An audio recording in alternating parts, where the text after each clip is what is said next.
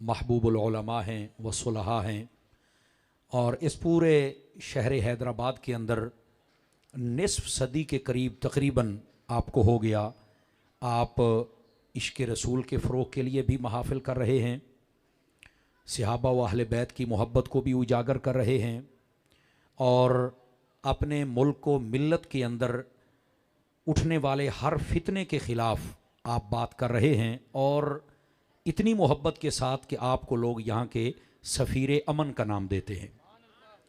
میری مراد پیر طریقت خادم شریعت محترم و مکرم الحاج پیر گلشن الہی چشتی قادری صاحب، اللہ کریم آپ کی زندگی میں برکت عطا فرمائے، آپ کی ٹیم کے جتنے لوگ ہیں اللہ کریم ان سب کو بھی صحت و سلامتی عطا فرمائے، اور جتنے بھی احباب محبت و مودت تشریف لائے ہیں اللہ کریم سب کو خیر و برکت عطا فرمائے۔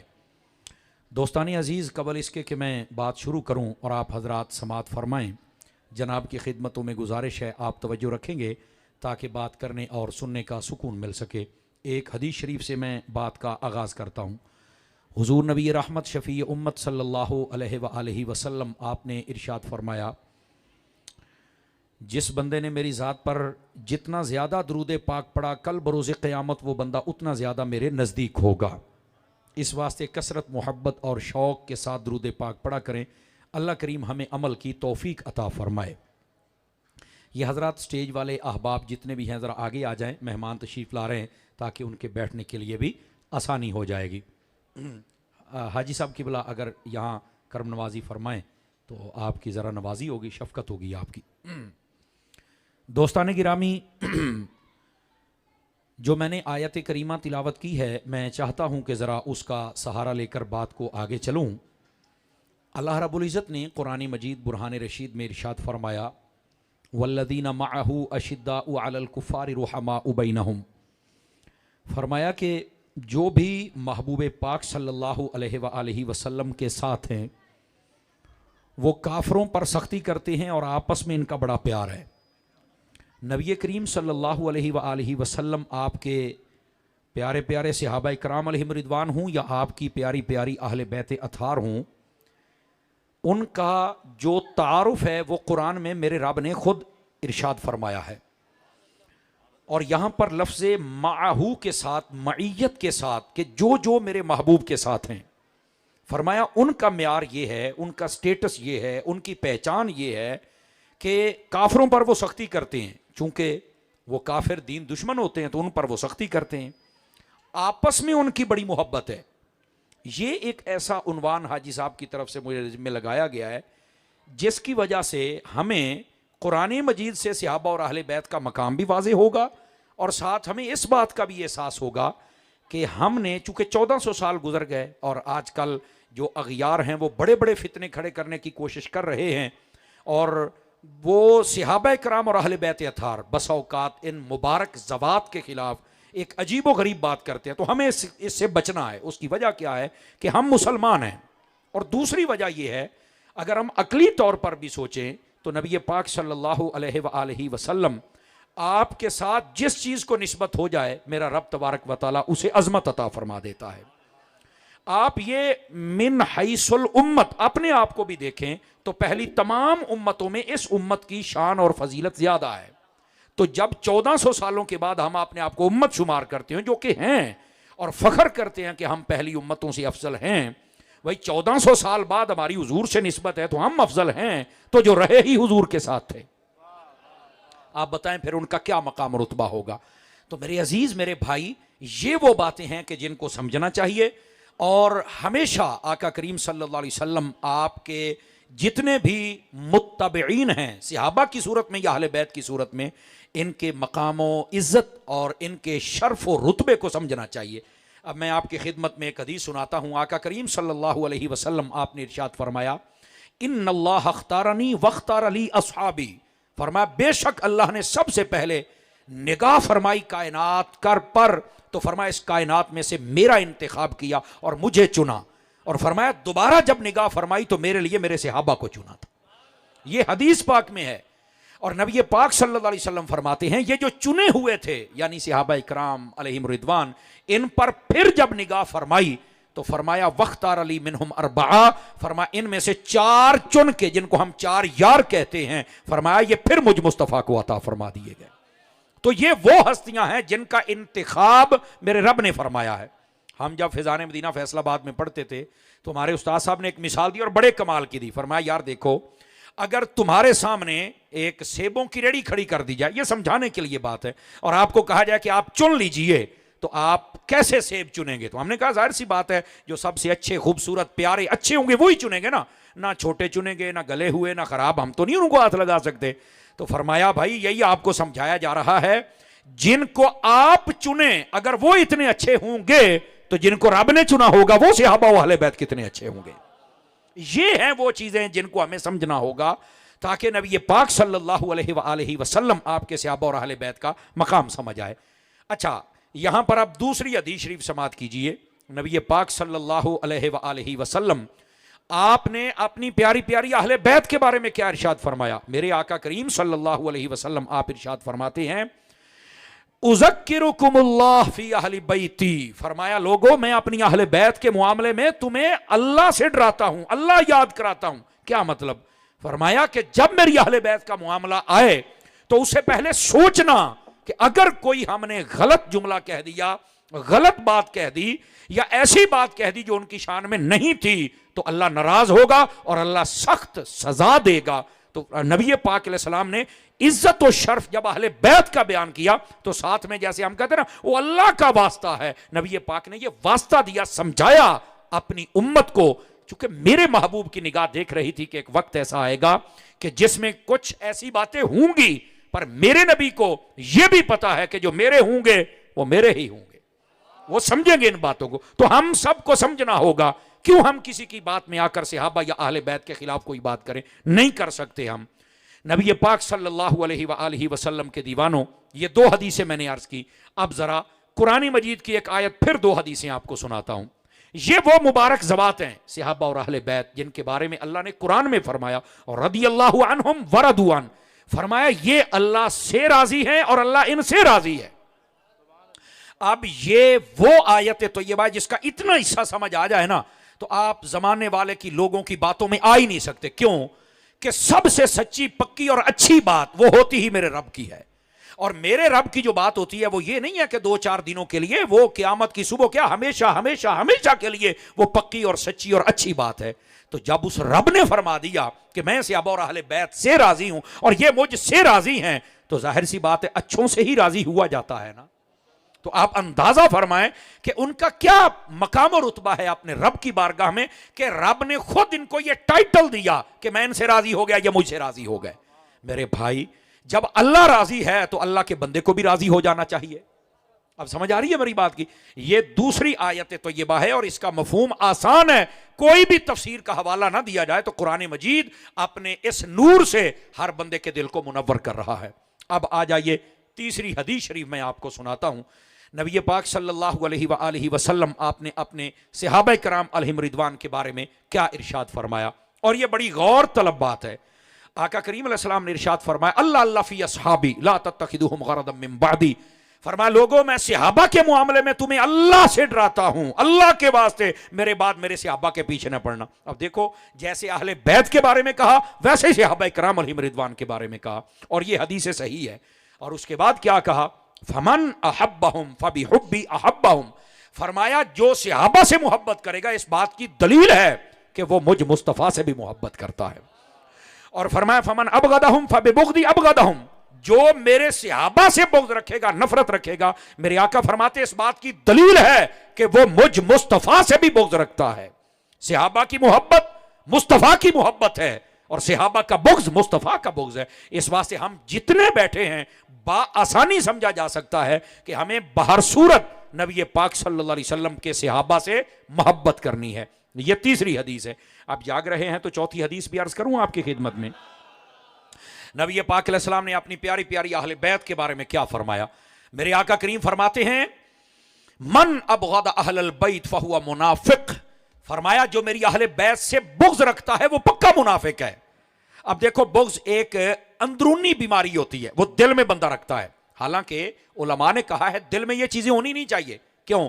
دل میں نہ بغض، نہ کینہ، نہ حسد، نہ تکبر، نہ ہی کسی کے خلاف کینہ، یہ کچھ نہیں ہونا چاہیے. کیوں؟ فرمایا یہ دل ہے اور یہاں دل بر ہونا چاہیے. اور ہم سب کو پتا ہے وہ محبوب پاک علیہ السلام کی ذات اقدس ہے. تو یہ جتنے رچ کتے ہم نے اندر باندھے ہوئے نا، ان کو کھول دو، ان کو نکال دو. اس نے ہمارا دل سخت کیا ہوا ہے، اس نے آج ہماری یہ حالت کی ہوئی ہے، اس کو نکالو. یہاں دل بر کو لے کے آؤ. یہاں تو ڈیرے دل بر کے ہونے چاہیے، اور اس کی یاد کے ہونے چاہیے، اس کے پیار کے ہونے چاہیے. تو پھر چل کے یہ دل نورانی دل بنتا ہے.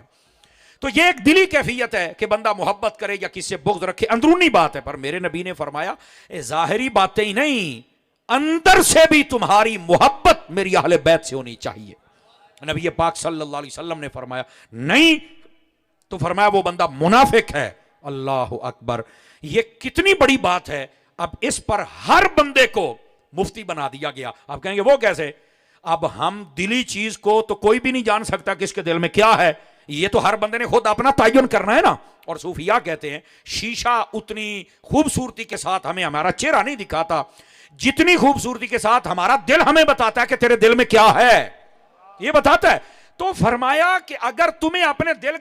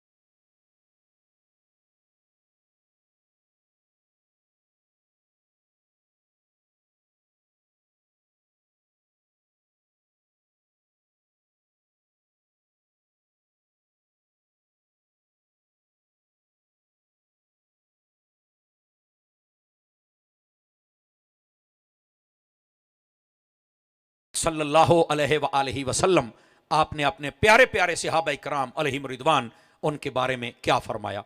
آقا کریم علیہ السلام نے ارشاد فرمایا مثل اصحابی فی الناس کمثل الملح فی الطعام. آپ میں سے کچھ بندے بار بار مڑ مڑ کے پیچھے دیکھ رہے ہیں، بے چینی ختم کر دیجئے. اب بات سنیے، حدیث شریف ہے، میں دوبارہ پڑھتا ہوں. میرے آقا کریم فرماتے ہیں مثل اصحابی فی الناس کمثل الملح فی الطعام.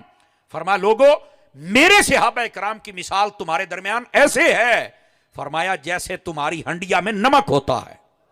یہ حضور نے مثال دی ہے، جیسے تمہاری ہنڈیا میں نمک ہے. کیا مطلب؟ شارح حدیث سب نے لکھا، فرمایا جس ہنڈیا میں نمک نہیں ہوتا اسے بھی کوئی پسند نہیں کرتا. جس دل میں صحابہ کا پیار نہیں ہوتا اسے نہ رب پسند کرتا ہے نہ رسول پسند فرماتا ہے. اب سمجھ آئی ہے گرامی قدر حضرات؟ آقا کریم علیہ السلام نے مثال ہی ایسے دے دی، ہنڈیا میں نمک نہ ہو اسے کوئی پسند نہیں کرتا. تو جس دل میں حضور کا پیار نہ ہو اسے بھی کوئی پسند نہیں، جس دل میں حضور کے صحابہ کی محبت نہ ہو اسے بھی کوئی پسند نہیں کرتا. تو اب ہم سب کو سوچنا ہوگا کہ ہمارے دل میں کیا ہے. تو اس دل میں صحابہ کرام علیہم رضوان کا پیار تو لانا پڑے گا. اب سمجھ آ رہی ہے جناب؟ یہ 5ویں حدیث ہے. جاگ رہے ہیں تو چھٹی حدیث سناؤں آپ حضرات کو. نبی پاک علیہ السلام نے اپنی پیاری اہل بیت کے بارے میں کیا فرمایا؟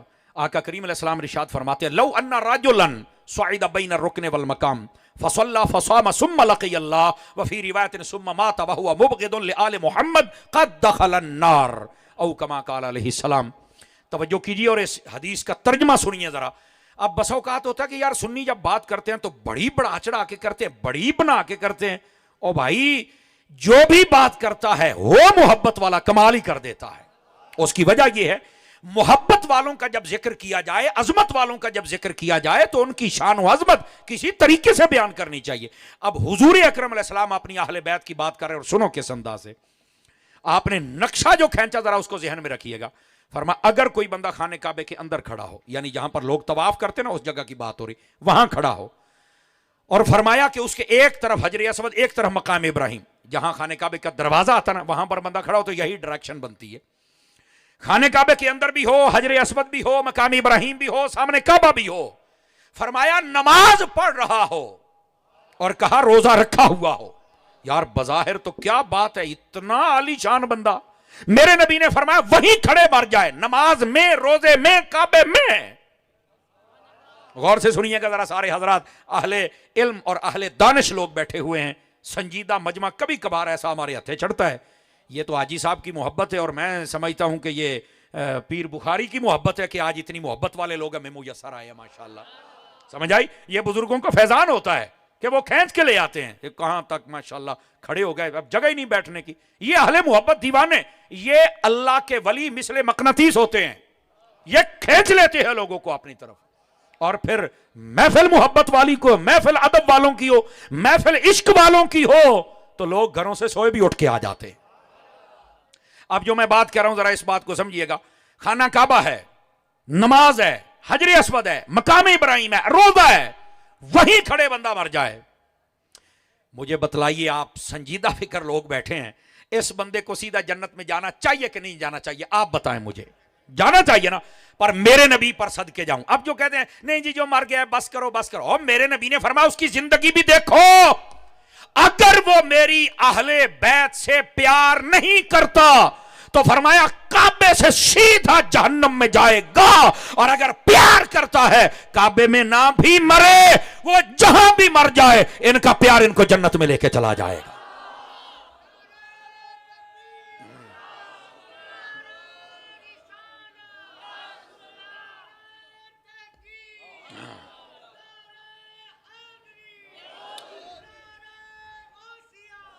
جزاک اللہ. حق فرید یا فرید, ماشاءاللہ ماشاءاللہ. بزرگوں کا زور بھی دیکھو اور اپنا انصاف بھی دیکھو. ہے سبحان اللہ, تو اونچی ہونی چاہیے نا یار, ایسے تو بات نہیں نا جی. اللہ اکبر. گرامی قدر حضرات, تو عرض آپ کی خدمت میں یہ کر رہا ہوں کہ صرف یہ دیکھنا کہ بس ٹھیک ہے جی کلمہ پڑھتا تھا چلا گیا. بھائی کلمہ پڑھنے کے بعد اس کا مطلب یہ نکلا کہ جتنی معزز شخصیات ہیں وہ صحابہ اور اہل بیت کی صورت میں, انبیاء کرام کی صورت میں, ان سب کا پیار بھی دل میں ہونا ضروری ہے, ورنہ ان کی نفرت ہوگی نا تو سیدھی فلیٹ سمجھ آ رہی جہنم میں جائے گی. اور اگر ان کا پیار ہوگا آپ یہاں بھی رہ گئے تو وہ لے ہی جائیں گے. یہ یاد رکھ لیا, وہ لے ہی جائیں گے. میرے عزیز میرے پیارے بھائی, یہ 6 احادیث میں نے آپ کی خدمت میں عرض کی. اگر آپ چاہیں تو قرآن کی ایک آیت پھر نہ پڑھ دوں, قرآن کی آیت پھر 2 حدیثیں, پھر زیادہ مزہ آ رہا ہے نا آپ کو. اب بات ساتھ ساتھ سمجھ رہے ہیں. دیکھیے بھائی ادھر آپ جتنے حضرات تشریف فرمائیں, قرآن مجید برہان رشید اگر پڑھے نا, صحابہ کرام علیہم رضوان کو جو ٹائٹل قرآن نے دیا ہے وہ پتہ کیا ہے؟ مخلصین لہ الدین. یہ ٹائٹل ہے. اب یہ مخلصین سے آپ کو سمجھ آ گئی, مخلص ہیں, دین سے سمجھ آ گئی, دین سے. آواز کمزوروں والی ہے آپ حضرات. اچھا کچھ لفظ ہوتے ہیں جن کو نا آپ خود ہی محسوس فرمایا کریں, ان کی خوشبو سونگا کریں, ان سے لطف لیا کریں. یہ آواز کمزور ہو گئی جی, تھوڑا سا باتیں تھوڑا سا مہربانی کیجئے گا میں تاکہ آپ کی خدمت میں بات عرض کروں. گرامی قدر حضرات, یہ مخلصین لہ الدین. اب دیکھو یار, میں جو بات کہنے لگا ہوں نا, اب میں نے آپ کو کہنا نہیں, آپ سبحان اللہ کہیں, آپ کو سمجھ آئے تو. جن کو رب مخلص کہے وہ مصطفیٰ سے بے وفائی کر سکتے ہیں یار؟ جن کو رب مخلص کہے بتائیے وہ اہل بیت سے بے وفائی کر سکتے ہیں؟ آپ بول سکتے ہیں میں نے قرآن پڑھا ہے، میں اپنی بات تو کر نہیں رہا، نہ ہی کوئی اشعار پڑھ رہا ہوں، نہ ہی مجھے آتے ہیں. سمجھ آ رہی ہے میری بات کی؟ او بھائی، جن کو رب مخلص کہہ رہا ہے ان کے اخلاص میں شک کرنا کوئی اچھی بات ہے؟ بولو نا. تو یہ صحابہ کرام علیہم رضوان ہوں یا اہل بیت اطہار ہوں، یہ مخلص ہیں. اور بتاؤں کتنے مخلص ہیں؟ اب میں ایک ہی بات کہہ دیتا ہوں، سارا دین، وہ تو بہت دور ہے نا، سارا دین نبی پاک علیہ السلام کے ساتھ صدیق اکبر غار میں ہیں، ایڑی کے اوپر آپ نے پاؤں رکھا ہوا ہے اور سانپ ڈنگ مار رہا ہے. ابو بکر اتنا مخلص ہے، ڈنگ کھا رہا ہے پر ایڑی ہٹا نہیں رہا کہ سانپ مصطفیٰ تک نہ آ جائے، نہیں ہٹا رہا. اب بات سمجھ آ رہی ہے؟ کوئی نہیں آ رہی آپ حضرات کو؟ یہ کتنے مخلص ہیں یار. اور اہل بیت اطہار کا اخلاص، اوئے ہوئے ہوئے ہوئے، یہ دین سے کتنے مخلص ہیں. کربلا کے سید کو دیکھو، 3 دن کی پیاس برداشت کر لی، مکہ چھوڑ دیا، مدینہ چھوڑ دیا، چھوٹے علی اصغر تک کی قربانی دے دی، پر فرمایا مصطفیٰ تیرے دین کا جھنڈا میں نیچے نہیں آنے دوں. کتنے مخلص ہیں یار یہ لوگ. ان کے اخلاص پہ شک کرتے ہیں؟ نہیں نہیں، مسلمان کو یہ روا ہی نہیں کہ یہ ان کے اخلاص پر شک کرے. حضرت ابو بکر صدیق سارا مال و دولت لٹا دیا، اور میرے نبی پاک نے یہ اعزازاً فرمایا، اور یہ ایسا اعزاز ہے جو کسی اور کو نہیں ملا. فرمایا میں نے سب کے احسانات کا بدلہ چکا دیا ہے، ابو بکر تیرے احسانات کا بدلہ میں نہیں چکا سکا، قیامت والے دن میرا رب چکائے گا. بتاؤ تو صحیح نا یار، یہ کتنے مخلص ہیں. قرآن مجید برہان رشید ان کو مخلص کہہ رہا ہے. اور میں ایک بات اور کہوں تاکہ ذہنوں میں کئی چھوٹے موٹے خلش ہوتی ہے، وہ نا بس کوئی جملہ ایسا آ جاتا ہے وہ نکل جاتی ہے. اور یاد رکھ لیجئے، آپ کہتے ہیں ایک جملے کے ساتھ کیا ہوتا ہے مولانا صاحب، آپ کہہ رہے ہیں اب بھائی میری بات سن، کوئی ایک جملہ تمہیں ایسا بول جاتا ہے تیری طبیعت بگڑ جاتی ہے. مثال کے تو تجھے کو ماں کی گالی دے جائے، جملہ تو ایک ہی ہے نا، تو کہتا ہے اس کی ایسی کی تیسی میرے ہتھے چڑھے، یہ کر دوں گا وہ کر دوں گا ساری زندگی. تو میں نے کہا اس کا مطلب ایک جملہ کچھ کرتا ہے. نہیں توجہ فرمائی نا آپ نے؟ کیوں بھائی صاحب کی بلا؟ اس کا مطلب ہے ایک جملہ کچھ کرتا ہے. اور اگر ایک جملہ تجھے بگاڑ سکتا ہے تو قسم خدا کی ایک جملہ تجھے سدھار بھی سکتا ہے. اور سنیے گا سارے حضرات، ان کانوں سے سنتے رہتے ہو، کبھی ان کانوں سے بھی سنو. اور یہ حضرت حاجی شیر بخاری رحمت اللہ تعالی علیہ اس کا فیضان لے جاؤ، اور یہ درگاہ سخی کے خاک نشین کا یہ جو محفل کرنا ہے اس کا مرکزی نقطہ لے جاؤ. صحابہ کرام میں سے حضرت ابو بکر ہوں یا عمر ہوں، خبردار کوئی بندہ اپنا یہ ذہن بنا انہوں نے یہ نقصان کیا، یہ کیا، یہ کیا. سنو ایک جملے میں نے کہا اگر انہوں نے نقصان کرنا تھا تو میرے نبی نے اللہ سے عمر کو مانگا ہی کیوں تھا؟ میرے نبی نے مانگا ہی کیوں تھا؟ میرے نبی کو یہ پتا کہ عمر کے ملنے سے اسلام کو عزت مل جائے گی، ہم نماز کعبے میں پڑھ لیں گے، باقی چیزوں کا نہیں پتا تھا. کہا پتا تو تھا. تو میں نے کہا اگر پتا تھا نا تو حضرت عمر کی شان یہ ہے، فرمایا اللہم اعز الاسلام، یا اللہ اسلام کو عزت عطا کر. حالانکہ اسلام سب کو عزت دیتا ہے، اسلام سب کو عزت دیتا ہے، لیکن جب عمر کی باری آئی، باری تعالیٰ اس کو کلمہ پڑھنے کی شہادت دے، میرا صحابی بنا بھیج. کیوں؟ فرمایا جب یہ کلمہ پڑھے گا اسلام کو عزت مل جائے گی. یہ عزت ہے اسلام ہے، یہ شوکت ہے اسلام ہے. یار یہ نقصان کریں گے؟ اگر نقصان کرنا تھا تو میرے نبی نے مانگا ہی کیوں تھا؟ اب میں نے کہا ایک ہی جملہ بس اوقات طبیعت بگاڑ دیتا ہے، بس اوقات سدھار دیتا ہے. اور ہم بگاڑ والے ہیں نہیں نا، ہم تو عطار والے ہیں نا، ہم انتشار والے نہیں ہیں.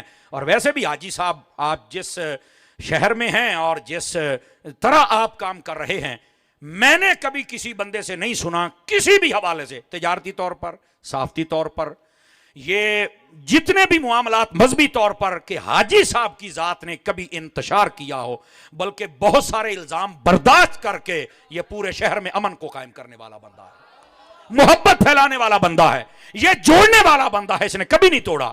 حالانکہ جتنی افرادی قوت اور طاقت اور لوگ ان کے ساتھ ہیں، ایک اشارے کی بات ہوتی ہے، پر نہیں، جو مصطفیٰ والے ہوتے ہیں ان کے انداز نرالے ہوتے ہیں. سمجھ آ رہی ہے آپ حضرات کو؟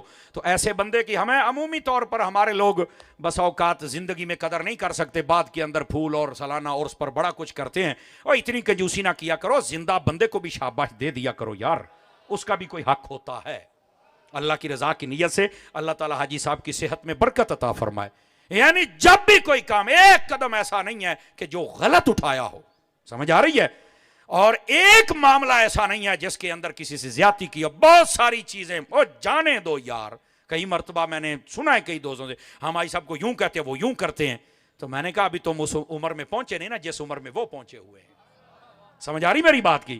اور ساڈی پنجابی کہندے نے یاری دا پتہ 12 نو لگدا ہے. نہیں توجہ فرما، 11ویں کا پتہ 12ویں کو لگتا ہے نا. تو بسا اوقات لوگ کہتے ہیں کہ ہوں نہیں ہو جائے. دیکھو بسا اوقات کئی کام ہوتے ہیں جو مزاج کے خلاف ہوتے ہیں، نتیجہ بہت اچھا ہوتا ہے. آپ کہیں گے وہ کیسے؟ تو میں نے کہا صلح حدیبیہ پر کیا ہوا تھا؟ انہوں نے جتنی شرطیں لکھی تھیں وہ بظاہر اسلام کے لیے بہت سخت تھیں. نبی پاک نے فرمایا بس تم لکھو. اب وہ لکھ لی گئی. انہوں نے کہا جی ہمارے بندے بھی چھوڑنے پڑیں گے، جنہوں نے کلمہ پڑھا ہم واپس بھی لیں گے، ہم آپ کو یہاں عمرہ بھی نہیں کرنے دیں گے، حج بھی نہیں کرنے دیں گے، تمہیں واپس بھی جانا پڑے گا. ایک شرط ان کے حق میں نہیں تھی. نبی پاک نے فرمایا ٹھیک ہے لکھو. لکھو یہاں پر. آپ نے لکھوا لیا سب کچھ. اب ہوا کیا؟ شرارتی ہوتا ہے نا. سال 2 نہیں گزرے پھر توڑ بیٹھے. توجہ ہے نا آپ حضرات کی؟ بات جو ہی توڑی پھر میرے مصطفیٰ نے وہ آ کے کام کیا کہ اللہ نے مکے کو ہی فتح فرما دیا. تو بسا اوقات ایسے لگتا ہے کہ یار یہ بندہ کیا کر رہا ہے، یار ہونا یہ چاہیے تھا، آپ یہ کر رہے ہیں. اور بھائی آپ اس عمر میں نہیں ہیں، آپ کو نہیں پتا. بسا اوقات پیچھے ہٹ جانا بظاہر معاملات کو چھوڑ کر یہ بھی نبی کی سنت ہے، لیکن اس سنت کا فیضان یہ ہوتا ہے کل اللہ تعالیٰ عزت کا پرچم پھر اسی کا بلند فرما دیتا ہے. تو جہاں لڑائی ہو، جھگڑا ہو، انتشار ہو، اختلاف ہو، افتراق ہو، وہاں سے پیچھے ہٹنا چاہیے. ہمارا نہ ملک متحمل ہے، نہ ہی ہمارا شہر متحمل ہے، اور نہ ہی ہمارا اسلام اس کی اجازت دیتا ہے. ہمارے اندر صرف اور صرف یہ ہونا چاہیے اللہ کا پیار، اللہ کے محبوب کا پیار، محبوبوں کا پیار.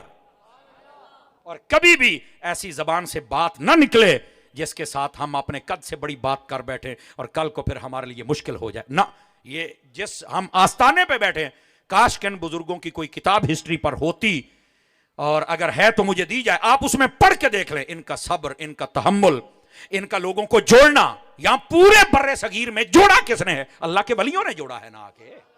اور ایسا جوڑا ہے آپ دیکھ لیں. آج نصر دل نصر ہم اللہ کے ولیوں کے مزارات پہ آ رہے ہیں. وہ جو مخالفت کرنے ہیں نا، پیر تشائی کوئی نہیں، باب تشائی کوئی نہیں ہے، اس کا اپنا کوئی نہیں، تو ہم کیا کر سکتے ہیں؟ ان کی ایک اپنی مجبوری ہوتی ہے بھائی جان، وہ کسی کے ایجنڈے پہ ہوتے ہیں. لیکن آپ کو پتا ہونا چاہیے کہ اولیاء کاملین نے یہاں پر دین کے بیج کو بویا ہے، اور یہ ایسا درخت بن گیا کہ اس کو کوئی اکھاڑ سکتا ہی نہیں ہے.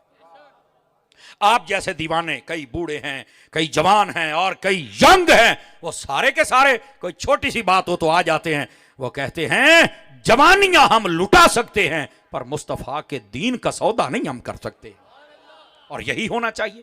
تو میں عرض آپ کی خدمت میں یہ کر رہا تھا کہ یہ جو باتیں ہمارے لیے انتہائی ضروری ہیں کہ صحابہ اکرام کو مخلص کہا گیا، اہل بیت کو مخلص کہا گیا، اور ان کے اخلاص پر شک کرنا، ہائے ہائے ہائے ہائے ہائے، یہ مسلمان کو زیب ہی نہیں، روا ہی نہیں.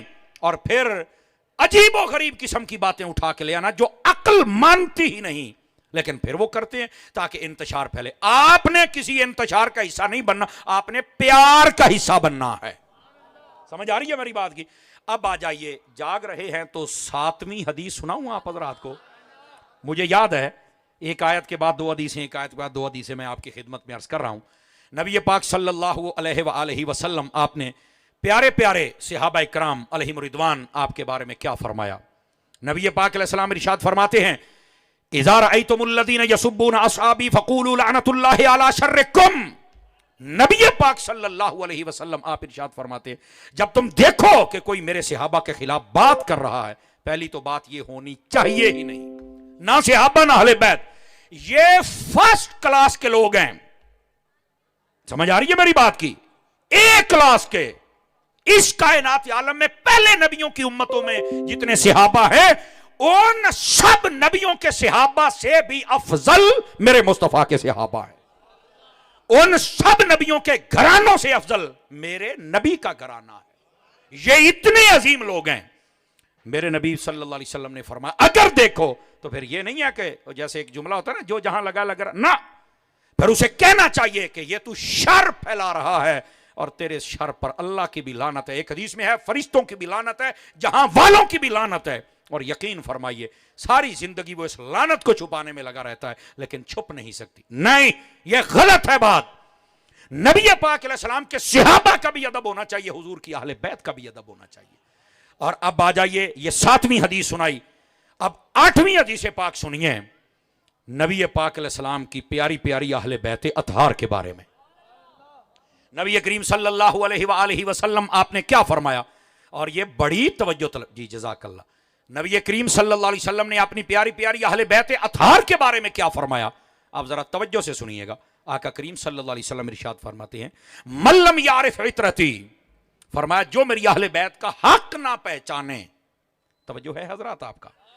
ان کے حق میں سے پہلی بات یہ ہے کہ ان سے محبت کی جائے، کبھی بھی اہل بیت اطہار کے خلاف کوئی نازیبہ جملہ نہ بولا جائے.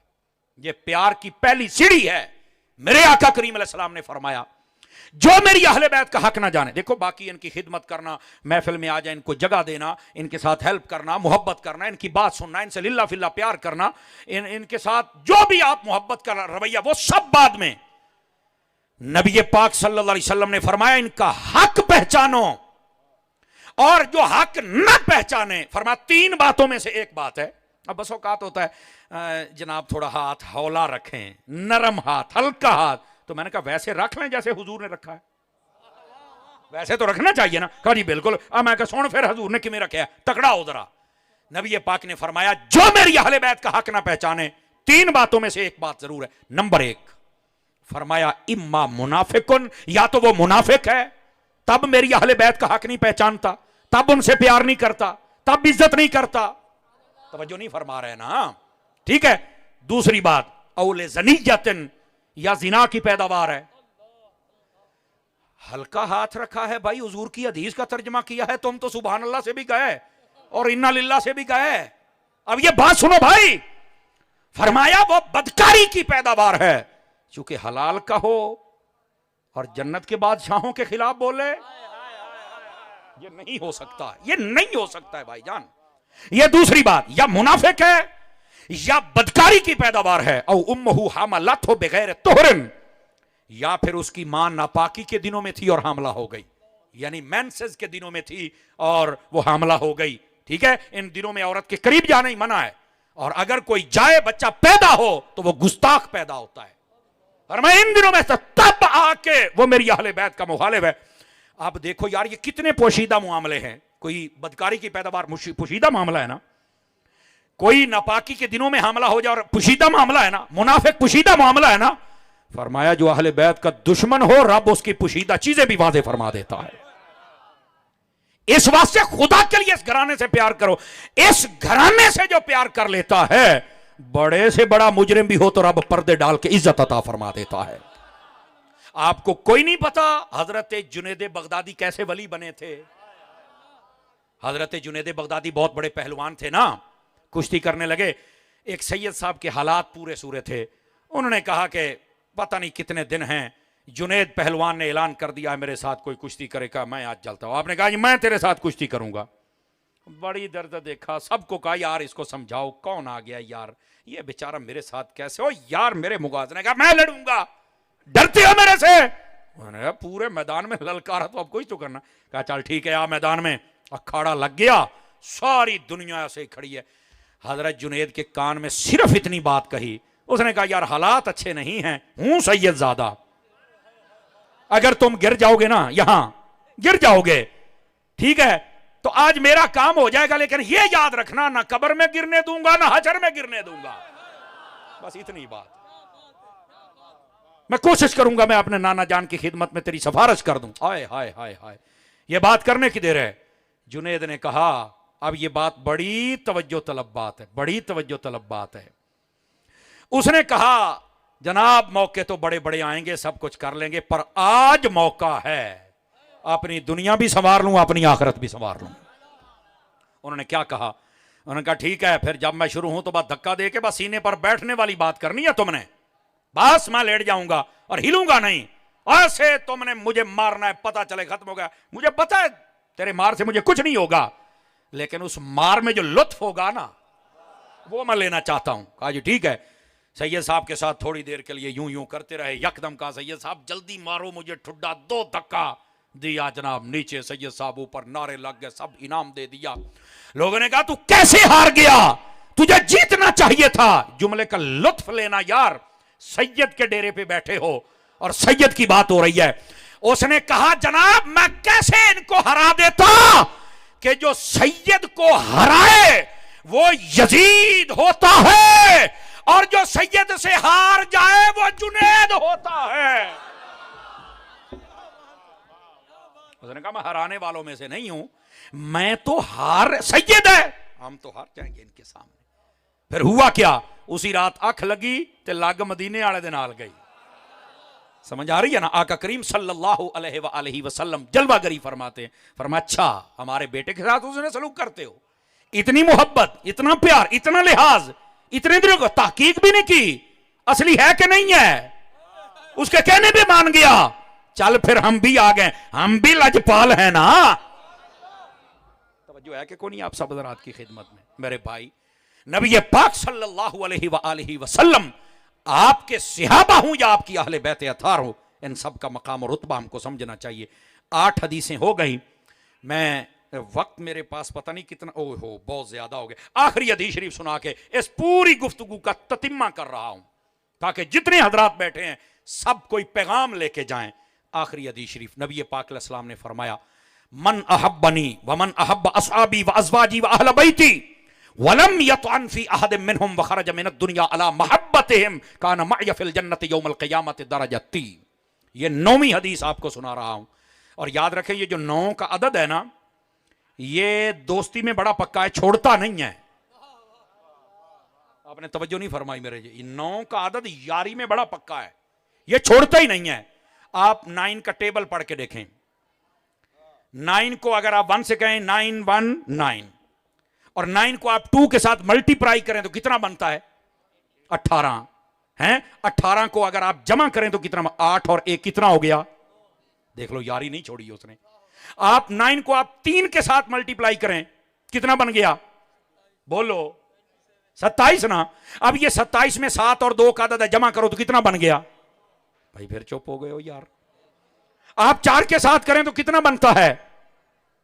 36 ہے. آپ 3 اور 6 ہیں، کرو ہاں اس کو جمع ذرا. آپ نے توجہ نہیں فرمائی ہے. میں نے کو ہوا میں نہیں فائر مارا تھا کہ یہ 9 آپ نا یاری نہیں چھوڑتا. آپ اس کو 5 کے ساتھ لے جائیں تو 45 آتا ہے. 4 اور 5 پھر کیا بن گیا؟ بولو تو صحیح نا یار. آپ اس کو 6 میں لے جائیں تو کتنا بنتا ہے؟ بولو نا 54 بن گیا نا. 5 اور 4 ملاؤ کتنا بن گیا؟ دیکھ لو یاری نہیں چھوڑ رہا. آپ اسی طرح اس کو 7 میں لے جاؤ کتنا بن گیا؟ بولو 63. 6 اور 3 کتنے ہوتے ہیں؟ وہ آ گیا جی. اب 8 میں لے جاؤ کتنا بنتا ہے؟ بولو تو صحیح نا. ہوں تو سیرے تو لاوا نا 10ویں تک تے اپڑا کے 11ویں 12ویں تے پھر بعد دیاں گلاں نے نا. آپ دیکھ لیں وہ 72 ہے. 7 اور 2 اس کو جمع کریں تو کتنا بن گیا؟ بولو تو صحیح. اللہ اکبر. اب آپ اس کو 10 کے ساتھ لے جائیں تو کتنا بنتا ہے؟ 90. 0 یہ ہے پھر بھی 9 ہی. آپ سمجھ آئیے آپ حضرات کو؟ بھائی جان یہ یاری چھوڑنے والا عدد ہی نہیں ہے.